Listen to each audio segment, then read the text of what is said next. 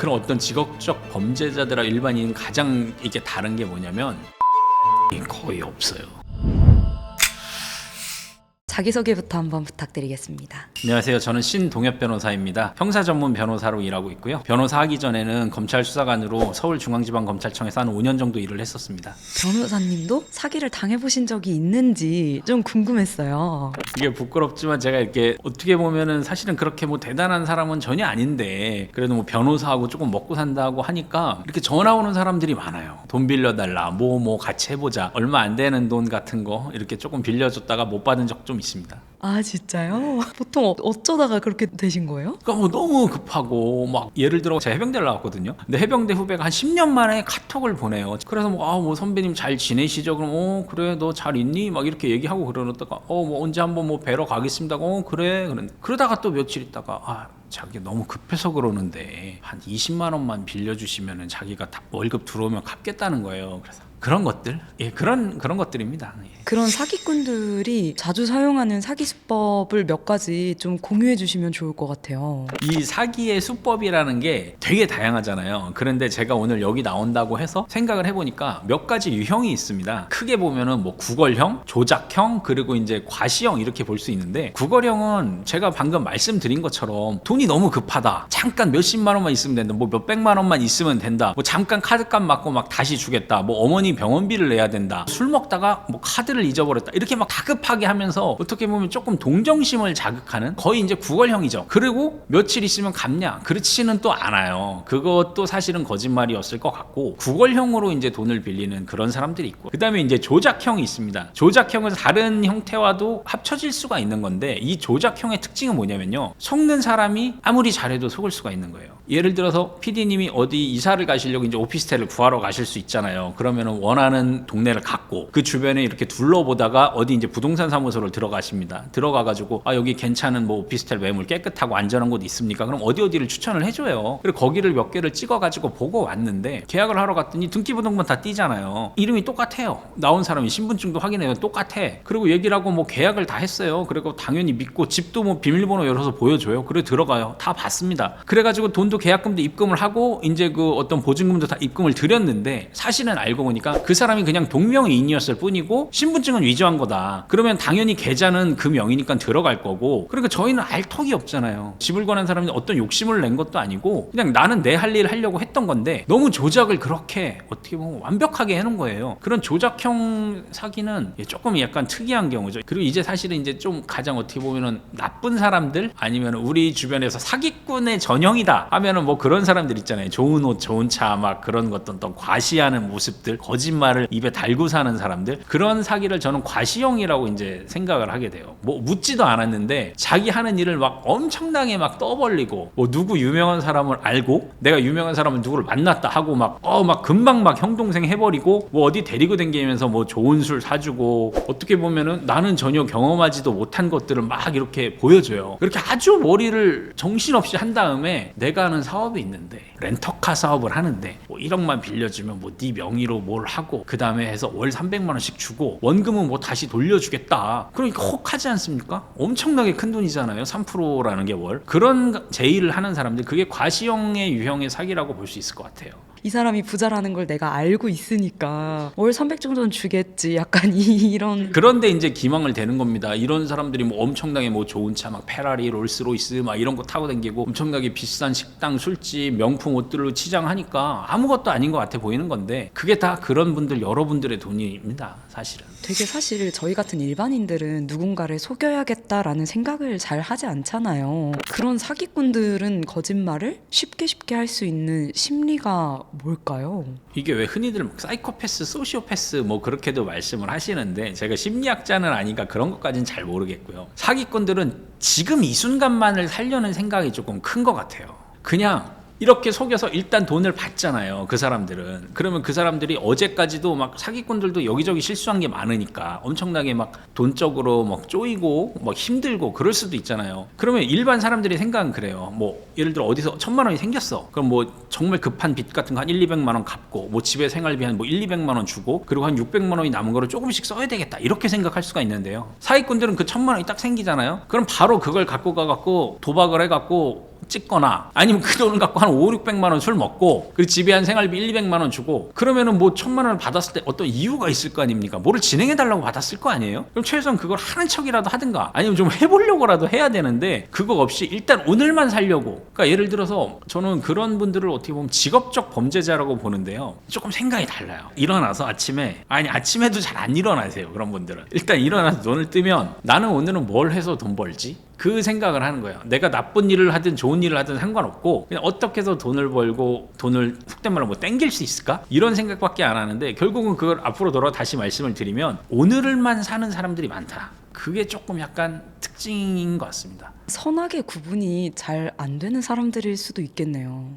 그 말씀을 잘 해주셨는데요. 그런 어떤 직업적 범죄자들과 일반인은 가장 이게 다른 게 뭐냐면 죄책감이 거의 없어요. 내가 뭐를 잘못했냐 이런 생각들을 하시는 것 같아요. 자기 때문에 되게 힘들어하는 사람이 있는데도 그런 걸 못 느끼시는구나. 그 죄책감이 부족한 사람들을 살면서 보잖아요. 근데 그런 분들 유형 중에 많은 것 같아요. 사기를 자주 당하는 사기꾼이 쟤는 공략해야겠다 하는 사람들의 특징이 있다면 뭐가 있을까요? 제가 뭐 이렇게 말씀을 드리면 피해자를 조금 비난하는 것 같아서 조금 조심스러운 면이 있는데 아까 제가 말씀을 드렸잖아요. 무슨 구걸형, 조작형, 과시형 그렇게 말씀을 드렸을 때 일단 구걸형에서 파고드는 거는 그 사람의 동정심, 그 사람과의 그 전의 관계 같은 걸 거고요. 그 다음에 그 조작형은 어떻게 보면은 조금 무지를 파고드는 거예요. 보이스피싱 같은 게 유행하고 그러면서 저한테도 막 연락이 많이 오고 막 그랬어요. 제가 검찰에서 일했으니까 이게 정말 검사가 보낸 거 맞냐? 그렇게 나오면은 막 이상해요. 막 내용이 뭐 검찰관 막 이런 사람이 보내요. 근데 그거를 미국의 진짜 유명 대학원 나온 제 친구가 보내가지고 너는 석사를 어떻게 했냐? 검찰관이라는 게 우리나라에 어딨어? 검찰 수사관이면 검찰 수사관이고 검사면 검사지. 그러니까 어떻게 보면 이런 조작형 사기는 조금 보면 지식이 부족한 그 무지 부분을 파고듭니다. 그리고 그 과시형 사기가 있죠. 과시형 사기에 있어서는 욕심을 파고들어요. 예를 들어 아까 말씀드린 대로 막 좋은 차, 좋은 옷, 명품 치장한 모습을 막 이렇게 보여주고 데리고 다니면 그러면은 은연중에 그걸 사실은 동경하게 됩니다. 저도 그렇게 보여요. 저도 어떤 뭐 잘 나가고 이제는 저도 연차가 되니까 막 제 후배들이 막 페라리 타고 다니고 막 이래요. 그런 사람들을 보면 저 어떻게 보면 부럽죠. 부럽고 동경하게 되고 그렇게 되고 싶고 이 사람하고 가까워지면 그렇게 될 수 있을까? 이런 그런 생각들 이 사람하고 같이 되면 막 이렇게 같이 막 자기도 으쓱해 보이는 것 같고 그거에 자기의 욕심을 파고듭니다. 그러니까 어떻게 보면은 그 욕심이 조금 많으신 분들 사기라는 게 야 너 100만 원 빌려주면 1년 있다 101만 원 줄게 이런 거에 속는 사람들은 단 한 명도 없습니다. 근데 그걸 200만 원 준다 300만 원 준다 이러니까 속는 건데 그게 욕심이잖아요. 그럼 반대로 사기꾼들이 되게 어려워하고 함부로 접근하지 못하는 사람들의 특징이 있다면 뭐가 있을까요? 사실 사기꾼들은 별로 어려워하는 사람은 없는 것 같아요. 사기를 일단 안 당하려는 사람은 예를 들어 굉장히 냉철하고 아는 게 많고 그런 어떤 욕심도 없는 분들은 일단 사기는 안 당하겠지만 그렇다고 사기꾼들이 이 사람들을 어려워한다? 그거는 아닌 것 같아요. 그냥 그 사람들은 자신의 먹잇감이 되지 않을 뿐이라고 생각할 뿐이지 이 사람들을 어려워하는 건 아닌 것 같고요. 다만 이게 어떤 사건도 진행하고 뭐를 이런저런 거를 해보면은 사기꾼들이 그래도 깡패들 돈은 조금 무서워하는 것 같습니다. 그 사람들한테는 실수했다가 어떤 법적이 아닌 물리적인 어떤 위해가 가해질 수 있고 이 깡패들 조직폭력배 뭐 건달 뭐 이런 사람들은 뭐 그런 말들이 있어요. 그 사람들이 하는 말 중에 밥은 굶어도 구두는 닦고 다녀야 된다. 그러니까 자기가 돈을 못 받은 것보다 돈을 못 받는 사람이 됐다는 것 자체를 엄청나게 싫어할 거예요. 그래서 자기의 자존심이 상처나는 거를 너무 싫어하기 때문에 그런 사람들의 뭐가 잘못되면 뒤탈이기 때문에 사기꾼들도 그런 거는 조금 무서워할 겁니다. 법은 오히려 안 무서워해요. 왜냐면 법은 느리거든요. 주먹은 빠르고요. 사기를 안 당해야 되잖아요. 많은 착한 사람들이. 그럼 저희 같은 일반인이 사기꾼을 알아볼 수 있는 그들의 특징 같은 게 있으면 뭐가 있을지 여쭙고 싶어요. 그거는 사실은 많이 아시는 내용이에요. 아까 제가 저 사람 사기꾼 스타일이다라고 얘기했을 때 우리가 머릿속에 이제 떠오르는 이미지들이 있잖아요. 막 이렇게 뭐 탈도 좋고 이렇게 멀쩡하고 뭐 펀치라시고 막 그래가지고 남들에게 가장 보여주기 쉬운 그런 부분들을 막 이렇게 과시하는 그런 사람들. 그래서 과시형 사기꾼의 유형에 대해서 이제 제가 말씀을 드릴게요. 그런 분들은 조금 뭔가가 묘하게 불일치해요. 막 제가 소개를 받을 때 뭐 엄청 뭐 미국에서 박사하고 뭐 어디 교수시고 뭐 어쨌든 뭐고 뭐 어디 높은 사람이고 막 엄청 뭐 그렇대요. 근데 대화를 해보면 예를 들어 그 사람이 어떤 지적 수준에 대해서 이제 뽐냈단 말입니다. 어디 박사시고 뭐 어디 유학을 많이 하고. 근데 대화를 해보면 사람이 사용하는 어휘력이라든가 그 사람 전체에 풍겨지는 느낌이 있는데 안 그런 것 같은 거예요. 이 사람이. 영어도 잘 못해. 뭐 우리가 부지불식간에 튀어나오는 단어 같은 게 있잖아요. 저는 영어 잘 못해서 KFC 이렇게 발음을 하는데 제 외국에 있는 제 사촌 동생이 놀러 와서 형 오늘 뭐 먹을까 막 이래요. 그래서 말 이상하게 안 하다가 오늘 KFC 갈까? 그래서 뭐라고? 그래 KFC 갈까? 막 그러니까 그런 걸 하는데 근데 이 사람이 미국에서 오래 살고 막 왔다 그러는데 저처럼 그냥 그냥 오늘 KFC 가서 프라이드 치킨 먹을까요? 이른다. 그럼 약간 묘하게 뭔가가 불일치해요. 겉모습 그럴듯하고 조금 이상한 면들이 있습니다. 그리고 막 명품을 주렁주렁 매달고 와요. 막 로고 막 크게 박히고 막 뭐 그런가 보다 했는데 또 이렇게 과시하는 사람들은 그게 나쁘다는 거 아닙니다. 저도 그런 거 되게 좋아하는데요. 이런 사람들이 타는 차가 있어요. 예를 들어서 적어도 이렇게 꾸미고 다니면 뭐 한국에서 제일 좋은 차를 탄다든가 아니면 독일에서 제일 좋은 차에 제일 좋은 기종을 탄다든가 이런 거가 맞아야 돼요. 근데 갑자기 차는 겸손해지는 거죠. 왜냐면 차는 그래도 큰 돈이 들지 않습니까? 적어도 치장보다는. 그리고 치장은 가짜가 있잖아요. 근데 차는 가짜가 없지 않습니까? 그런 거를 봤을 때 약간 조금 뭔가 묘하게 불일치한다는 점이 있는 사람들을 조심해야 되고요. 두 번째로는 누구누구 안다 이런 말 하는 사람 조금 저는 되게 싫어해요. 되게 이상하고 처음 봤는데 그냥 우리끼리 얘기를 하고 예를 들어 제가 오늘 여기 촬영하러 왔잖아요. 그럼 PD님하고 하고 얘기하면 되는데 갑자기 PD님한테 그러는 거고 학교 어디 나오셨냐고 뭐 얘기하다가 뭐 어디 뭐 서울대 나왔다 뭐 연세대 나왔다 뭐 어디 나왔다 그러면 뭐 자기가 뭐 거기 교수를 안다는 등 뭐 어쩐다는 등 여기 이렇게 촬영장인데 예를 들어 뭐 무한도전 PD 엄청 유명한 분이시지 않습니까? 그 PD랑 뭐 어제 밥 먹었는데부터 이상한 얘기들을 자꾸 해요. 꼭 그 사람들 특징이 마주 앉은 사람보다 이제 다고 자기가 생각하는 사람들 얘기를 자꾸 하는데 막상 그 사람들한테 물어보면은 잘 모른대요. 아니면 그냥 해서 참 이상한 사람들이 일단 누구누구 안다? 그런 말을 많이 하는 사람들은 조금 이상합니다. 그리고 자신에 대한 설명이 많은 사람들 있잖아요. 그 사람들을 사실은 조금 믿을 수가 없어요. 그 연예인들 결혼하셨다가 조금 잘못되신 분들이 그래도 종종 언론지상에 나오잖아요. 뭐 특정은 안 하겠지만. 그럼 저 같은 사람은 그래요. 어디서 뭐 하냐? 그럼 변호사입니다. 그 일반적인 대답이에요. 제 친구들은 뭐 공무원입니다. 아니면 뭐 약사입니다. 아니면 뭐 어디 회사 다녀요. 어떤 뭐 가게를 하나 하고 있습니다. 되게 심플하거든요. 근데 자신에 대한 설명이 많은 사람들, 뭐 새칭 혀가 긴 사람들이 있어요. 명함이 뭐 많아요. 예를 들어 전에는 뭐를 했는데 뭐를 하고 명함에 보면은 막 심지어 UN 마크 있는 사람도 봤어요. 그래서 뭐 어쩌고 막 이상한 소리를 막 많이 하고 예를 들어 우리가 유튜브, 인스타, 구글, 삼성 이런 거 딱 명확하잖아요. 근데 그게 약간 명함도 모양 로고도 비슷하게 쓰면서 예를 들어 인스타튜브, 유튜브 스타 막 이렇게 돼 있으면서 이게 뭐 계열사인가? 막 이런 헷갈리는 그런 것들 있잖아요. 그런 사람들이 있어요. 그러니까 뭐 명함에도 어디 자기 뭐 대표 이런 것도 아니고 붙자 붙은 사람들 많고 하여튼 뭐 연예인 누가 결혼한다고 했는데 뭐 결혼할 사람은 뭐 금융계 종사자로 알려줬다. 그럼 뭐 저희는 금융계 종사자면 뭐 어디 은행을 다니거나 아니면 굉장히 뭐 많이 배우신 분이면은 미국의 국제적인 뭐 헤지펀드 업계라든가 뭐 투자은행을 그렇게 생각을 하는데 그게 아니고 뭐 처음 들어보는 뭐 이상한 그런 회사? 그런 사람들이 결국 나중에 말로가 안 좋지 않습니까? 그런 사람들 좀 믿을 수가 없습니다. 일단 전반적으로 말이 많은 사람들은 좀 주의가 요한다. 저도 말을 좀 줄이겠습니다. 그러면은 변호사님이시다 보니까 되게 많은 사건들을 맡으셨을 것 같아요. 맡으셨던 사기 사건 중에 가장 기억에 남는 사건이 있다면 뭐가 있을까요? 제가 사기당한 사건을 말씀을 드려볼게요. 제가 시골 출신인데 제가 초등학생 때부터 농가주택에 살았습니다. 그러다가 이제 저희도 조금씩 발전이 되면서 20살 넘어서 처음으로 이제 저희 가족이 아파트라는 데로 이사를 하게 됐어요. 신축 아파트예요. 아직 막 입주하고 막 정신이 없습니다. 그래서 저희 가족이 아파트에 갔더니 되게 좋은 거예요. 일단 화장실이 2개야.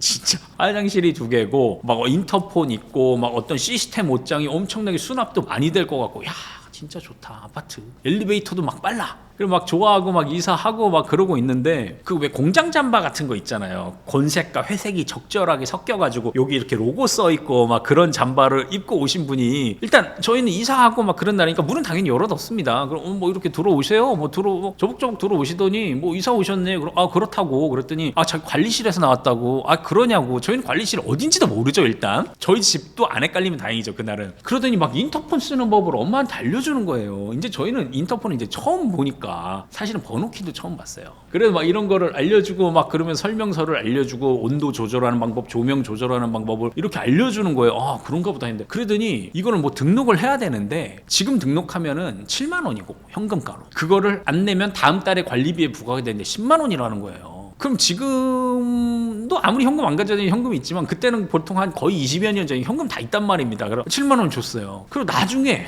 당할지도 몰랐는데 나중에 어떻게 관리사무소 갈 일이 있어 해보니까 그게 이제 완전 사기였던 거죠. 그런 게 이제는 어떻게 보면 조작형 사기고 그게 저희 가족의 무지를 파고든 그런 사기의 유형이었습니다. 뭐 하여튼 이거 되게 기억에 남아요. 와, 이렇게 당할 수가 있구나. 그러면은 요즘 새롭게 좀 대두되고 있는 신종 사기 수법 같은 게 뭐 있을까요? 일단 질문에 먼저 답을 드리면은 요새 특별하게 대두됐다는 없는 것 같고 몇 년 전부터 있었던 것들은 있는데 사기가 흐름이 조금 있어요. 예전에는 그러니까 그 개인적으로 치는 사기는 뭐 특별한 게 없습니다. 하지만 그 다수를 상대로 한 사기 수법이 있잖아요. 이런 게 이제 사회 문제화가 되는 거 유행이랄까? 어떤 트렌드가 조금 있어요. 예전에는 그 다단계 폰지 사기 같은 거 있지 않았습니까? 막 다단계로 해가지고 누구 가입시키고 뭐 사고 막 그래서 이런 폰지 사기. 그리고 뭐 기획부동산 사기. 내가 산 땅은 여긴데 알고 보니까 맹지였고 어떤 뭐 분할이 안 된대 이런 데 사기. 이런 사기 예전에 뉴스 같은 데서 보면은 막 종교단체처럼 엄청나게 막 큰 행사하고 막 이상한 그 교주 같은 흰옷 입고 막 나와서 막 얼음으로 된 그거에 막 사람들 상 주고 메달 걸어주고 막 이런 것들 기억에 아마 몇십 년 전 일이지만 뭐 있으실 겁니다. 그런 게 예전에는 이런 다수를 상대로 사기를 치는 거였고 그건 대면 사기입니다. 그 사람을 보면서 사기 치는 거예요. 인적으로 1대1로. 근데 그러다가 한 20년 정도 됐나? 저희가 이제 통신이 계속 발달하지 않습니까? 인터넷이라든가 어떤 SNS라든가 그때부터는 사기가 좀 비대면적인 걸로 바뀌었는데 그때부터는 여러분들이 많이 아시는 그 보이스피싱 사기가 이제 이렇게 됐죠. 그거는 무지 또는 두려움을 이용한 거예요. 사고 나서 뭐 급하다 아들이 뭐 유괴돼 있다 이런 유형 두려움을 이용한 유형 무지 진짜 잘 모르고 금감원 검찰 등 사칭해갖고 돈 뽑아오라 그래가지고 그렇게 하는 어떻게 보면 보이스피싱 좀 조작형에 이제 이르렀죠. 근데 조작형의 경우에는 뭐냐면요 사실은 큰돈 사기치기가 쉽지가 않아요. 일단 무지를 이용해야 되는데 그걸 알게 되는 순간 보이스피싱의 성공률이 얼마나 높겠어요. 엄청나게 많은 전화를 해야 그 중에 하나가 걸리는 거고 거기서도 또 그분이 가지고 있는 돈으로만 사기를 칠 수 있어서 사실은 이게 어떻게 보면은 객단타라 그래야 되나 사기꾼들한테는 가성비가 조금 낮을 수도 있죠. 그런데 상대의 욕심을 이용하는 사기는 굉장히 그게 커집니다. 어떻게 보면 그 과시형 사기의 유형. 한 수년 전부터 이제 사회 문제화가 돼가는 것들은 엄청나게 가상화폐 열풍이 있지 않았습니까? 지금도 또 엄청나죠. 그러니까 사람들이 가상화폐, 코인 이런 거 하면 돈을 번다라는 것만 있고 그 개념이라든가 이게 어떤 메커니즘인지는 잘 몰라요. 그리고 가상화폐의 아이디도 거래소의 아이디도 없고 또 외국 거래소는 들어가 보신 적들도 없어요. 그런데 다들 가상화폐로 돈 벌었다 이러니까 어떻게 보면 예전에 하던 다단계 폰지 사기 이런 것들이 그 상품을 예전에는 치약을 팔고 온돌 장판을 팔던 거에서 가상화폐로 이렇게 변경이 돼간 것들이 있고요. 그리고 아니면은 무작위로 이제는 대량 스팸 문자를 발송을 해서 가상화폐를 판다, 뭐 비상장 주식을 판다, 아니면은 이렇게 투자하는 리딩방 같은 거 안내를 해준다. 이러면서 다 이렇게 보이스피싱 비슷하게 전화를 다 걸어서 거기에 걸려드는 분을 유혹을 해서 큰 돈을 벌게 해준다고 꼬드긴 다음에 그런 사기를 대량으로 이렇게 다중에 대해서 치는 요새 이런 것들이 사회 문제가 이제 엄청 많고요. 제가 최근에 좀 들었던 것 중에 새로웠던 게 로맨스 스캠이 또 한창 그랬잖아요. 며칠 전에 제 친구도 당할 뻔한 거예요. 제가 너무 신기했던 게 데이팅 어플을 많이 쓰잖아요. 요즘에 이제 코로나 지나고 나서 거기서 누구랑 된 거야. 그 친구가 자기가 중국에서 이제 막 입국을 했고 격리가 2주 동안 있었고 그래서 이제 격리 끝난 날 우리 만나자 했는데 만나기 딱 하루 전날 갑자기 엄마가 돈을 보내주기로 했는데 그 통장이 막혔대. 그래서 계좌를 빌려줄 수 있겠냐, 제 친구 계좌를 좀 빌려줄 수 있겠냐, 뭐 이런 이야기를 한 거예요. 그게 사실은 조작형, 과시형, 구걸형이 다 섞인 거죠. 처음에는 자기 뭐 중국에서 왔고 유학생이고 뭐 그때 아마 외모도 아마 수려했을 겁니다. 그래서 약간 이제 과시형으로 이짝 보여주고 그다음에 조작형은 뭐 아닌 것들 거짓말들 중국은 전혀 상관이 없는 분일 수도 있죠. 거기다가 자신의 어려운 처지를 이용을 해가지고 약간 이렇게 구걸형 그 이제 세 개가 이제 다 섞인 건데 로맨스 스캠 굉장히 많은데 그 외로운 사람들 사실 많이 파고들고 그런 게 있어요. 만약에 데이팅 어플을 만약에 하셨을 때 그분이 뭐 잘생기시지 않았다거나 뭐 키가 크지 않으셨다거나 아마 거기 뭐 직업이나 이런 것도 써놨을 거고 배경 사진이나 이런 것도 보통 그런 분들이 좋은 차 시계 막 이런 거 막 이렇게 해놓는 경우들도 있더라고요. 그런 거를 보고 아, 이 사람이 나한테 온다면 정말 좋겠다 라고 이런 생각을 하게 되니까 그 사람을 놓치기가 싫은 겁니다. 정말 한 번도 본 적 없는 사람이 돈 빌려달라 그러면 대부분 그런 일은 있을 수가 없죠. 근데 저는 사실은 평생을 살면서 어떤 이성이 저한테 먼저 다가오거나 그런 일은 거의 겪어보지를 못하는 흔남이기 있기 때문에 그런 일이 있으면 저는 이 사람은 도대체 뭐지? 저는 누가 저한테 말 걸라 그러잖아요. 남자고 여자고 길어서 아니요 밖에 안 하고 텔레그램이나 카톡으로 오빠 우리 만나야죠. 일단 차단. 그렇게 생각을 하셔야 될 것 같아요. 자신한테 오는 행운을 의심을 하셔야 될 것 같습니다. 그럼 이런 사기를 당하지 않고 미리 예방하기 위한 방법이 있으면 좋을 것 같은데 뭐 좀 알려주실 수 있을까요? 뭐 유형마다 다르기는 한데 결국은 제일 문제가 되는 게 본인이 자발적으로 더 나서는 게 이제 문제가 되는 거잖아요. 그러니까 어떻게 보면 과시형, 어떻게 욕심을 파고드는 그런 사기. 의심하고 의심하라는 말밖에 해줄 수 없을 것 같아요. 로맨스 스캠의 경우 엄청나게 뭐 미인이셔. 저도 막 인스타, 텔레그램 이런 걸 뭐 많이 와요. 왜 저한테 말을 걸까? 단 한순간도 의심하지 않고 저는 차단이거든요. 그런 경우가 살면서 없었으니까. 그러니까 자신한테 다가온 행운을 의심하고 의심하면 될 것 같아요. 특히 뭐 로맨스 스캠은 마음을 이용한 건데 또 어떤 돈에 대한 욕심을 이용하는 경우들이 있잖아요. 그런 거를 보면은 사실은 이게 사람들이 왜 많이 속냐면요. 폰지 사기라는 게 큰 돈을 걷어서 잔돈을 준단 말입니다. 예를 들어 보통 구조가 어떻게 되냐면 한 구자 1,000만 원을 받았으면 그거에 대해서 월 30만 원씩 제가 줘요. 그럼 그게 얼마? 1년에 360만 원이고 그렇게 3년 계약을 한다 그래요. 그러면 그 사람은 3년 뒤에 1,000만 원이 2,000만 원이 돼 있는 거예요. 엄청난 고수익인 거죠. 은행 이자에 뭐 수십 배 막 이렇게 되는 거잖아요. 그런 거를 이렇게 말을 하면서 이렇게 꼬드기는데 냉정하게 생각을 해보면 세상에 저렇게 1년에 30%씩 나한테 돈을 주고도 그 사람도 돈을 벌어가고 남는 사업이 있는가? 그러면은 이렇게 해서 정말 자기 친한 사람 가족이 아닌데 다중으로 이렇게 모집을 하는 게 있는가 냉정하게 생각을 해봐야 돼요. 근데 왜 속냐면 1,000만 원을 내고 진짜 30만 원씩 받아가고 있는 거예요, 주변이. 그래서 나도 들어갔더니 나도 30만 원씩 줘.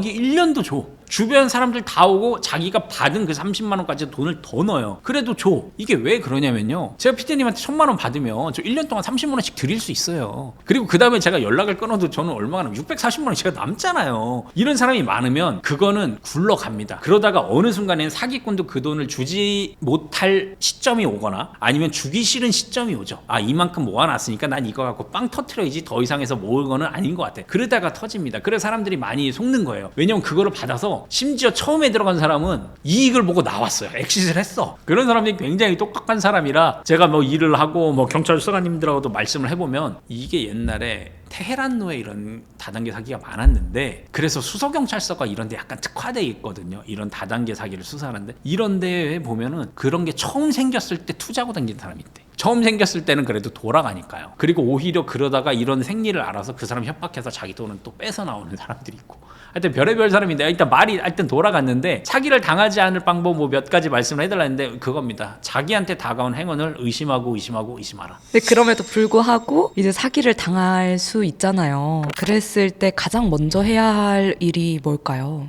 가장 먼저 해야 될 일은 여러 가지 조치들이 있잖아요. 근데 사실적 조치도 사실은 있어요. 가서 뭐 엄청 위해를 가거나 멱살 잡고 와서 돈을 받아오거나 자력구제입니다. 뭐 하여튼 뭐 이런 방법들도 있겠지만 그걸 제가 여기서 말씀드릴 수는 없는 거고 저는 법적인 조치에 한정해서 이제 말씀을 드릴게요. 그 법적인 조치를 하려면 일단 민사를 하든 형사를 하든 해야 됩니다. 그러면 이제 민사를 하려면은 민사 사건은 자기가 권리를 주장하는 사람이 입증을 해야 돼요. 그러니까 제가 사기를 당했어. 제가 뭐 돈을 줬는데 못 받았어. 이런 걸 하려면 제가 그 사람한테 돈을 건넨 것, 뭐 현금을 줬으면 현금 수령증이라든가 사진이라든가 계좌이체를 했으면 계좌이체를 했네요. 어떤 계약을 했는데 그 내용이 기망이라면 이 계약서의 존재 이런 것들이 저한테 있어야지 되는 겁니다. 또 속았다는 게 입증이 돼야 되고 그래 그런 자료들을 최대한 많이 수집을 해야 되고 그런 게 없이 이루어지는 경우도 있어요. 너무 믿으니까 현금 줘버리고 계좌만 이체하고 근데 사기당한 걸 나중에 알았다. 그러면은 그걸 나중에라도 자기가 그런 행위를 했다는 것을 이 사람들과의 대화에서 끌어내서 가지고 있거나 카톡 대화, 문자 대화 다 증거가 됩니다. 그런 거를 이렇게 어떻게 보면 만드는 건데 그걸 너무 자기적으로 만들면 안 돼요. 왜냐면 사기꾼들 다 알거든요. 왜냐면 이 사람 업이 그건데 이 사람이 갑자기 이렇게 나와가지고 하면 우리 그거 얼마 했지? 내가 너 그때 1,000만 원 줬잖아. 이런 말 하면 이상하잖아요. 그러니까 그런 거는 어떻게 보면은 꼭 변호인을 선임하시지는 않더라도 어떤 뭐 주변의 도움이라든가 아니면 그 유료 상담을 하셔도 되잖아요. 그렇게 해서 조금 어떤 팁을 얻어서 증거 수집을 하는 게 좋을 것 같고요. 형사 사건도 마찬가지입니다. 국가 공권력이 엄청나게 동원되면 사실은 모든 걸 다 잡아낼 수가 있지만 사실은 그럴 수가 없어요. 뭐 그렇기 때문에 본인이 사기당한 걸 인지를 하셨다면 형사 사건이라 할지라도 자기가 최소한의 아까 그 민사 사건처럼 증거 수집에 대한 거 시도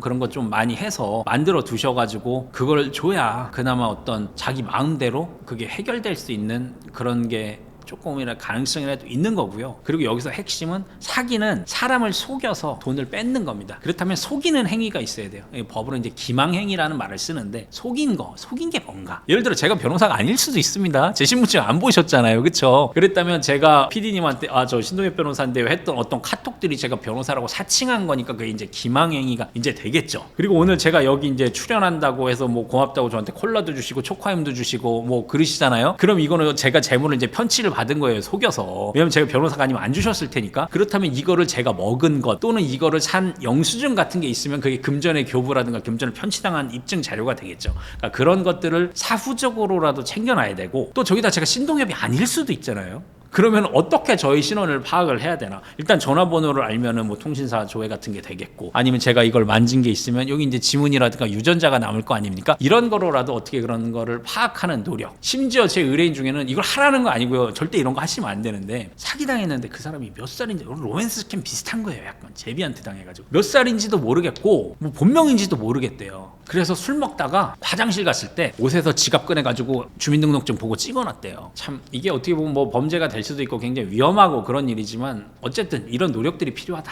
이런 말씀을 드리고 싶습니다.